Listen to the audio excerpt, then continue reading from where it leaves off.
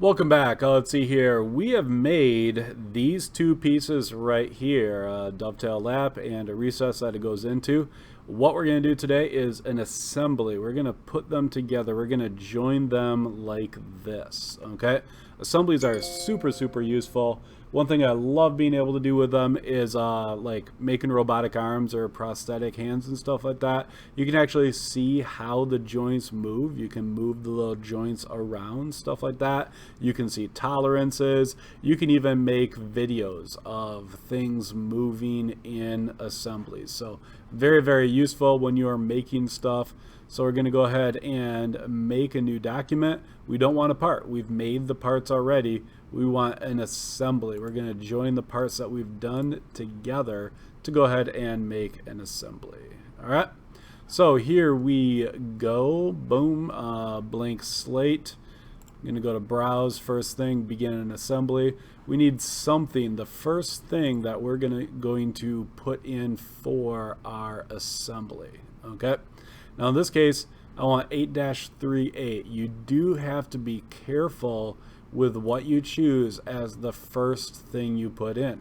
And you have to be careful about it because once you put it in, you really don't move that first thing. The other stuff, the next stuff that you can put in, when you put more components in, those you can rotate and move and stuff like that. But this is what you want staying stable, okay? For example, if I was going to do a car and I want tires like going up and down, like to show shock absorbers or something like that, I would put the car in first, the tires in second. This guy, I want it to stay there, so that's what I'm going to put in first. Next, I'm going to go to Insert Components, and we want the 8-37 to go in there. Hit Open, and boom. Now, it's very much different. It's not how I want it to be. So we're going to have to go and move it. Now there's more than one way to move components. I'm just going to go up here, components. You can move them around or you can rotate them. We're going to choose rotate because we obviously have to spin this guy. Now here we can spin it in free drag, and I'll go ahead and try it. We can get it pretty close with free drag right there, okay?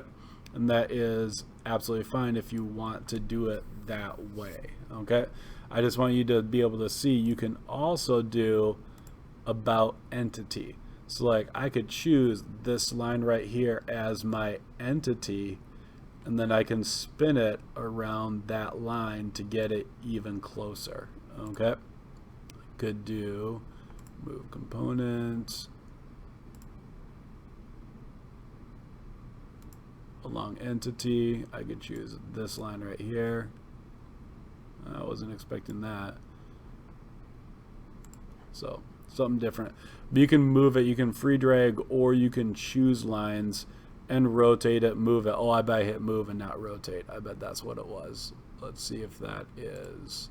Like I said, I'm still learning new stuff about, yep, that's a move component, and I'm not going to do it right now to take the time, but I should hit rotate if I want to spin it around that entity. Okay, all right, now we actually need to go ahead and we need to mate these things together. Even though they're not exactly joined correctly yet, we do want to get them joined correctly. So I'm going to go up to here to mate, and there are many different references or ways to go ahead and put them. I'm going to give you a real quick explanation, but we're not going to take too long. First one we're actually going to use is parallel. I'm going to choose two lines. I'll probably use this line and that line. They should be parallel to each other. Let's make them parallel. So I'm going to hit this line, hit that line, bam. Now it decided, it thought I want it coincident, which basically means, you know, like touching or sharing a point. Well, I guess tangent is sharing a point, but just right with each other. We don't want coincident. It took a guess. It was wrong, but that's all right. We want parallel. So I'm going to hit the green check. Now we can see those two things, even though they're a little kitty wampus, those two lines that we chose are parallel to each other. Okay. Now let's go ahead and do more. Well, I just want to show you, you got perpendicular to each other if you want two lines. If I wanted this line and that line to always be perpendicular to each other. Tangent, touching in one place. Concentric, you got two round objects. You want a peg to go inside of a hole. Use that one. It'll make the center of the circles. No matter how big the circle is, it'll still make the center of the circles line up. These are really cool, but those are for later on.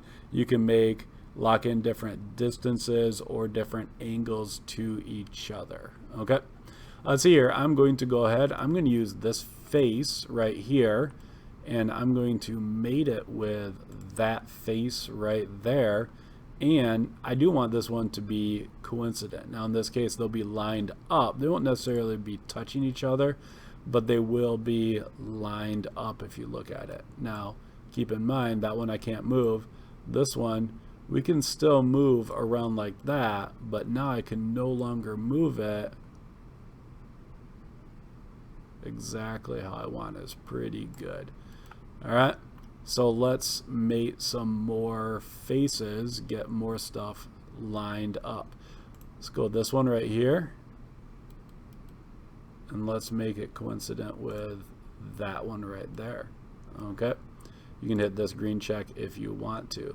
Now you can see we're getting closer to being locked in where we want it to be. Okay, so we are so very close, but you can see right there it's not exactly in the right.